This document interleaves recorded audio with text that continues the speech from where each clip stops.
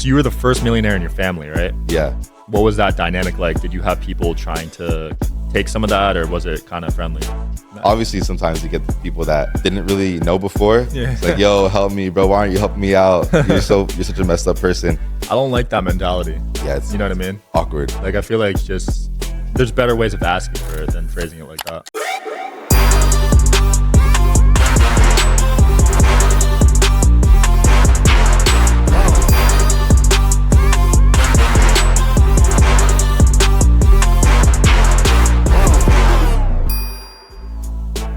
Wherever you guys are watching this show, I would truly appreciate it if you follow or subscribe. It helps a lot with the algorithm. It helps us get bigger and better guests, and it helps us grow the team. Truly means a lot. Thank you guys for supporting, and here's the episode.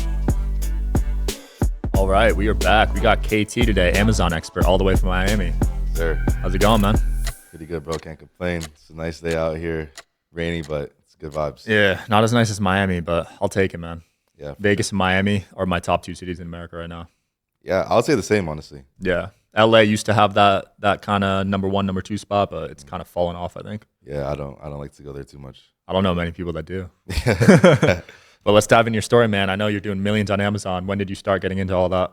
So actually, I got into Amazon about 3 years from this time. So I started Amazon like 2020 in December 20th, around there. So it's been about 3 years since I started. And overall, I've done about a little over 10 million in sales, lifetime sales. Wow. Yeah. Now, I know a lot of people try to do Amazon and a lot of people teach it, but I feel like very few reach your level. Yeah, that is true. Like, it's a really good business model for someone who is trying to get a side hustle, make a few extra $1,000s of income. Also, like, I feel like a lot of people stop there. Some go on to the point where they have a full-time income making 10 to 20K, but then few go on to build an operation where they're doing 40K and up profit, which that's like operation level. Yeah. So what do you think separates that gap from the 10 to 20 to the 40K plus? So the 10, 20, those people, I feel like they get stuck. A lot of times people in that area are either comfortable or they're so busy running their business, they don't know how to scale with their time.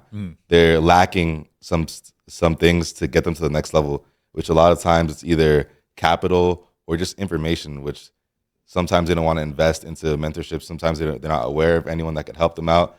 I just feel like people there are stuck. Yeah. Yeah. That makes sense. You got to be constantly testing new products, right? Yeah, constantly, opening up. So for me, I sell brand name products. So I'm contacting brands, like big brands such as like Dove, Method, big brands basically.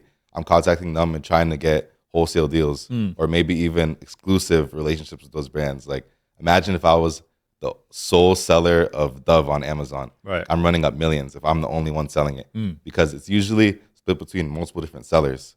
So people that are just actively working at getting deals with these companies are the ones that win.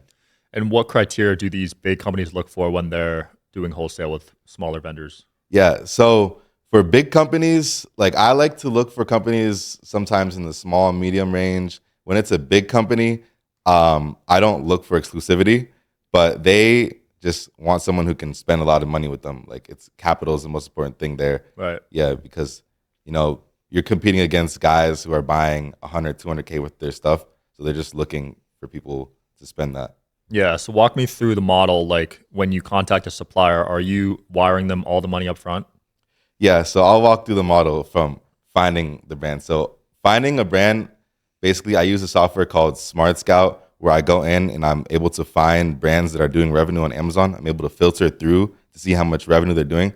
I like to look through brands that are doing over 50K in revenue, because if doing less, then I don't really think it's worth my time. 50K a month, right? Yeah, 50K a month in revenue. So then I'll go and I'll check to see the listings. If there's multiple sellers on them, that means that I have an opportunity to come on. There's only one seller, then mainly they have an exclusive relationship with somebody, or it's that person's brand. So if there's multiple people, I see an opportunity there. So I'll go and I'll contact those companies and basically say, hey, I'm trying to purchase from you directly. Like, what are the next steps? And I purchase from them, and yeah, it's upfront. So I like to buy a month of inventory at a time. I don't like to do 2 months, 3 months, but I'm able to see how much their brand is doing on Amazon every month. So I can calculate to see, all right, I could sell this much each month. So I'll buy a month, or maybe even two if they're saying, oh, I can't get good pricing. So I'll use my capital to try to get better pricing because Got it's it. bulk. And are you undercutting the current listings price or are you matching it? I'm matching it. I don't like Okay. to undercut because it creates a price war and everyone's just going low. And Yeah, that's the problem with e-commerce, man. And I'm Yeah. sure people do that on Amazon. I feel like it's a big problem on Amazon. Yeah, because then Yeah. by the time you do it and you keep doing it, your margins are like 10%. Yeah, bro. And then no one's making money at that point Yeah. except the one who made like a 300K purchase with them and they're up. Yeah, but that no one wants to play the volume game. You want decent margins. Yeah, exactly. Yeah. That's like the most important thing for me this year is margin. What margins do you aim for typically? So in my wholesale business, it's more volume game. So we're looking at around like 12 to 15% margins. Right now, I'm sitting at like 15% Okay. net margins, which is pretty good for wholesale because For wholesale, yeah, for wholesale, really it's- good. yeah, that's healthy. A lot of people are running at 8 to 10. Yeah, yeah. I like higher because I'm putting in so much money. I want to make sure that I'm getting good margins. All that money you're putting up is risk at the end of the day. So I want to make sure that I'm getting good margins off it. The cool thing with your method is you don't got to worry about QC because it's already an established brand too. Yeah, exactly. So I'm looking at brands that already have tons of reviews already. I already know the product is good. People are searching for it. I'm just trying to get it at a good price. Yeah, because you hear nightmare stories about like stuff from China from certain brands. Yeah. A lot of people come to me like, hey, should I buy from China, Alibaba? And they show me products that just like look like plastic. Yeah, who knows what's in those, bro? Yeah. Your method's good because it's a name brand and you know the product's not going to fail. I feel like a lot of people are guessing with certain products they're buying. Yeah, exactly. And for people who don't really have that much creative inspiration or a winning product in their brain, this is a way they could get into e-commerce and Amazon without creating their own thing. Yeah. So were you successful before Amazon? No, I was not successful with Amazon. I was working at a car dealership before. I did not save any money. Yeah, I honestly didn't think this would happen. Wow. At all. So you were doing sales? Yeah, I was doing sales at a car dealership, working like 10 hours a day, making like 2 to 3K a month. Damn, that's it? Yeah, Jeez, what dealership? it was a Kia dealership. Oh, Kia, yeah. Yeah. Makes sense. Oh, jeez. And you got fired from there, right? Yeah, so during there was no one was buying cars like in the beginning of. Yeah. So I was like, all right, there's no business here. I need to figure out something that I'm gonna do. Yeah. And that was in Miami? No, DC. Oh, That's DC. before I moved. I moved to Miami after I became a little successful. Got it. That's what everyone does. Yeah. It's either Miami, Vegas, LA, or Yeah. New York. Yeah. Arizona. So you grew up in DC? Yeah, I grew up in DC. Nice. But your parents are from Ghana? Yeah. And that's sick. And I saw you just went there, right? Yeah, I was just there a few months ago. What was that like, dude? It's amazing. Every time I go back to Ghana, I feel like I have a reset in my mind. Like I've gone back in the past few years, a few times, but every time I come up with like a big idea or something big happens because I just go there. I see all my family. I see just like my roots. Something about being there and feeling my roots it's a really good feeling. Yeah. And basically, it's really humbling as well when you go back home and you see basically what's going on with everybody, and you realize how blessed you are to be where I'm at. Because if my parents didn't take the risk to come here. Are you interested in coming on the Digital Social Hour podcast as a guest? Well, click the application link below in the description of this video. We are always looking for cool stories, cool entrepreneurs to talk to about business and life.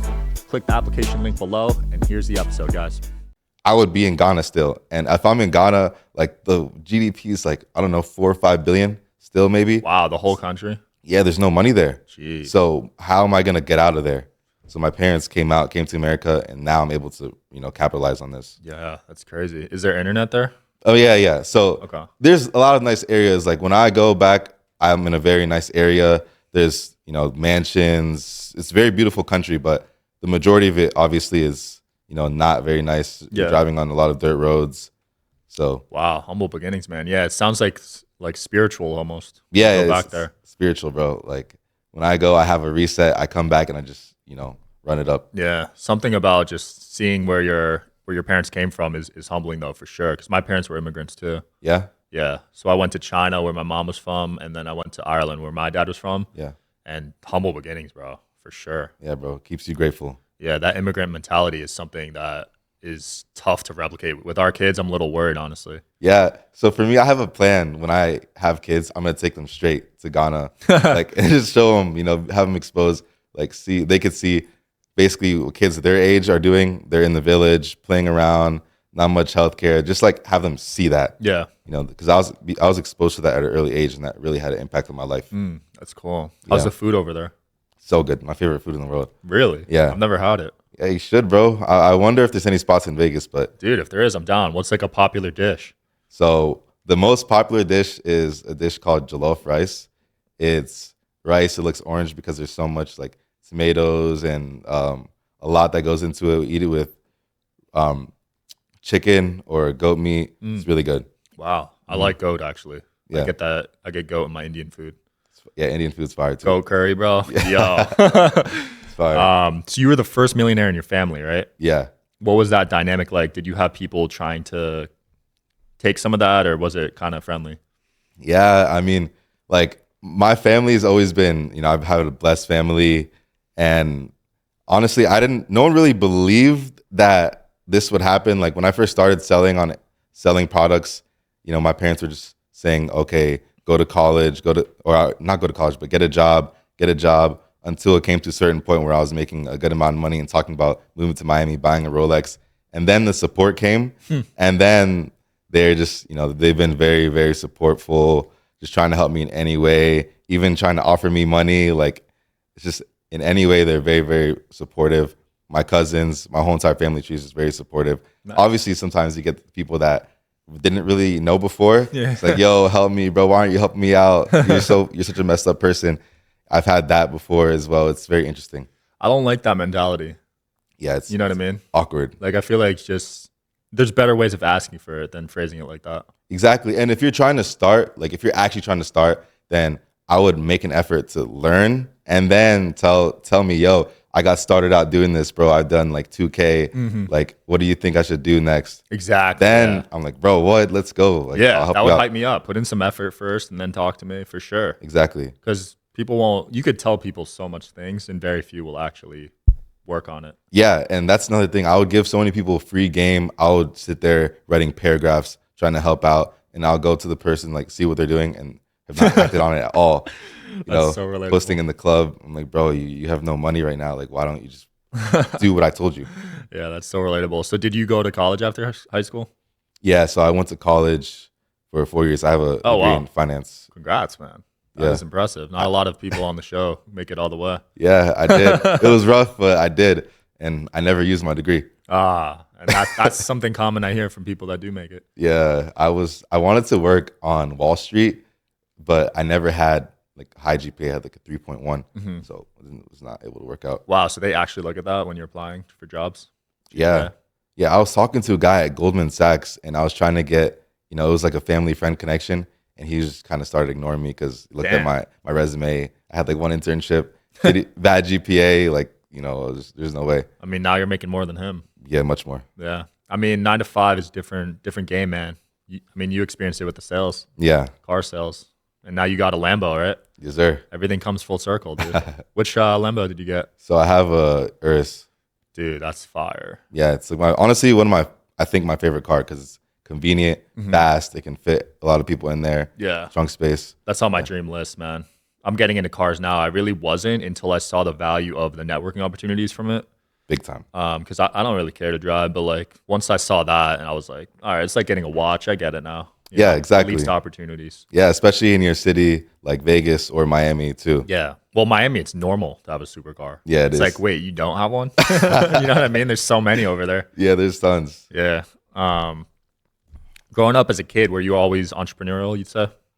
Not really, like at all. Growing up, I was the quiet kid trying to, do well in school. It wasn't until 12th grade when I started. My brother was selling water in DC. This is a story I haven't really said much. My brother was selling water in DC. It's actually very lucrative, like selling water bottles to tourists. You could make a few $100s a day going to the Really? monuments. Yeah, like Wow. the White House, MLK, just chilling there. You see a lot of tourists come through. It's like very big. And then you say, hey, I got water. And then everyone flocks to you. Yeah. What do you And- charge? $1 for water, $2 for Gatorade. That's not bad. Yeah, not at all. And I was making like $100 every single day. Okay. 12th grade. So That's not bad, dude. yeah, it was good. I was making more than everyone. Yeah, I did that with candy, but the margins weren't as good because it Yeah. would cost like $20 for 30 from Costco. So you would only make $10. So Oh, okay. I should have did water, man. Yeah, I was buying the water. It was like the case was like a few bucks. So Wow. margins were crazy. That's Where are you buying a case for a few bucks? So I was going to Sam's Club. Okay. Yeah, I think it was like $8 for like 24 or 30, something like that. And I would fill up, go to DC. I'll get like 8 cases of water, 4 cases of Gatorade. Yeah. Put all of that in my trunk. Get ice from there as well, and then just go. And every time I'd run out, like people would buy from me. Every time I'd run out, run to my car for like 30 minutes with a big like cooler, refill, and go back and just Damn. be there for hours. That's wild. I see people doing that on the strip in front of the Bellagio fountains too. Yeah, exactly. In DC, I'll say, like, I don't know how, like, when I was there, it was only me and my brother. But now when I go back to DC, I see like 40 people there. So, like, a lot of people caught on to it. What's the entrepreneur scene like in DC? In DC, it's more like politics. Okay. I don't see, like, there's obviously entrepreneurs there, but it's more low key and there's not as many as in such as Miami. That makes sense. I will say DC, I've been there a few times. It felt way cleaner than Manhattan. Yeah, DC's, honestly, I love it. Yeah. I have a love-hate relationship with DC, but You great. don't like the weather? Nah, the Yeah, weather it's too is too cold. much. I was just there. I just came from there, and it was freezing, like legit freezing cold and raining the whole time. Yeah, I mean, once you're in Miami, there's no better weather in America. So, Yeah, exactly. I mean, if you can stand the humidity at least. Yeah. Summer is brutal. Yeah, it does rain a lot, but it's usually quick. Yeah. So it's not too bad. What's a typical day like for you right now? So day in life, same thing almost every single day.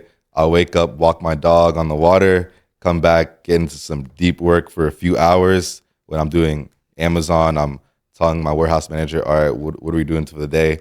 I tap in with my VA to see what brands he's contacted or what we have going on there. I'll place a few orders with my suppliers, see how much I can spend depending on the day. I'll do some marketing, talk to my sales team with my coaching programs, and then I'll go box or I'll go work out depending on the day, lift. Nice.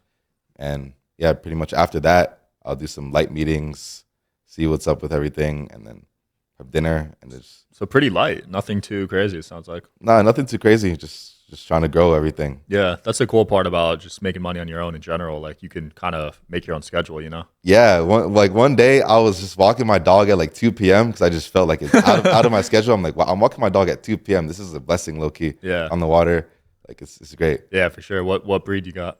He's a mini golden doodle. Ooh, Yeah, puppy. that's cute, bro. I love dogs, dude. Honestly, getting a dog changed my life. Yeah, Like I used to have anxiety and but Yeah. it literally went away. yeah.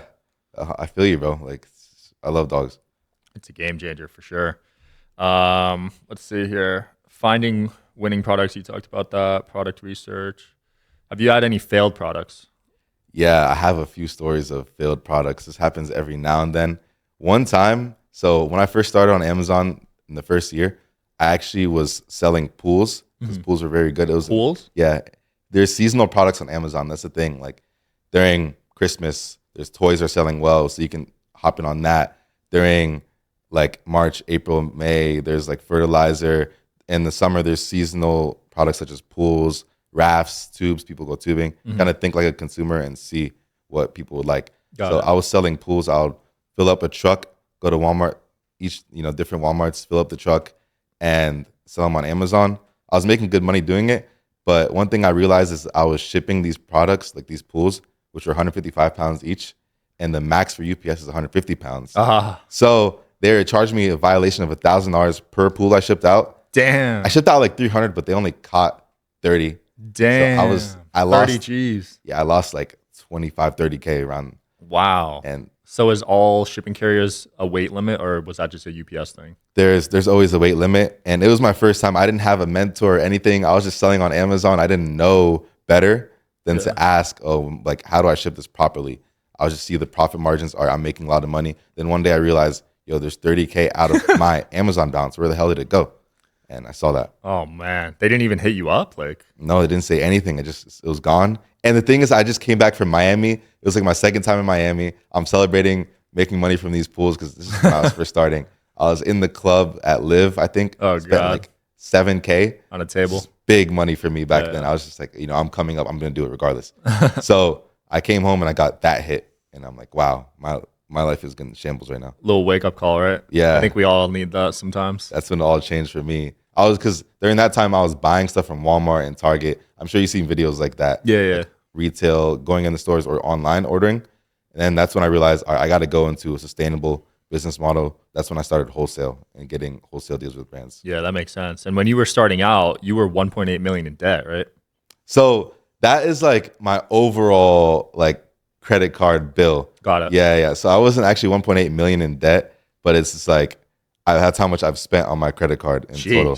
How many points is that? Yeah, it's a lot of points. You're flying, staying at hotels for free. Yeah, and like this past month, I spent a lot. So this past month, I got about 1 million points. Wow. Yeah, Because you were trying to get write-offs before the end of the year. Just like, yeah, and then big inventory spending month too. Yeah.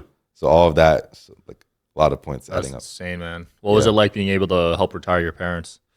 Yeah, I mean, like it's crazy because they didn't really. It's just crazy how going from them not even believing or understanding this to seeing, you know, being able to give them all this money, you know, and whenever I want, give them the cars. They don't need to work anymore. It's a crazy feeling, honestly, and it took a lot of weight off my shoulders. Just like that's one thing on my bucket list that's crossed off, and it forever feels good. You know, they're forever grateful, and I just feel like they blessed me with the opportunity of being here. You know, giving me a good life in United States. Just being here is the biggest blessing. So I owe them that. Dude, that's amazing. I wish I got that opportunity, but my mom's a savage, dude. Asians love saving money, dude. You know what I mean? Yeah. Like even though she worked a 9 to 5 her whole life, she was able to save some solid money. Yeah, it's amazing. And that's something with Asian culture. Like they're all about saving and, you know, education. Yeah. So I'm glad I learned that from my parents. It's great, bro. Paid off. Yeah, what are you working on this year, man? I know you're getting big on social media, right? Yeah, so a lot of, you know, social media, you see I'm growing that up. And another thing I'm working on, I'm keeping my wholesale business going. So my goal for my wholesale business to do around 7 million this year in sales, and I'm launching a new product. So I haven't ever launched a product on my own before, and that's what I'm doing because wholesale is great to generate money, you know, run it up, but now I'm trying to gain equity because now I have a lot of this cash saved up. I'm trying to build my own brand up. Yeah. So that's something I've been working on in the past few days. I don't want to say what it is, but it's going to be big. When I look back on this, it's already going to be worth $1 million. Damn. So, yeah. Can you say the industry at least? Yeah. It's supplemental type of product. Supplements have high margins. Yeah. That makes sense. So very competitive, but I found a little niche that's not very competitive, but there's tons of people looking for it. Nice. Yeah. Dude, I'm pumped. It's fun starting your own brand, man. Yeah, man. Yeah. I miss those days, man. Just grinding away. Where can people find you, dude? So on Instagram and YouTube at KT Hustles. I'm pumping out videos on Instagram and YouTube, you know, every single week, every single day. I try to be as active as possible, give as much free value as possible about Amazon. I show my journey as well, so you can see that. Awesome. Check it out, guys. We'll link it in the video. Thanks for watching. I'll see you tomorrow. Appreciate it.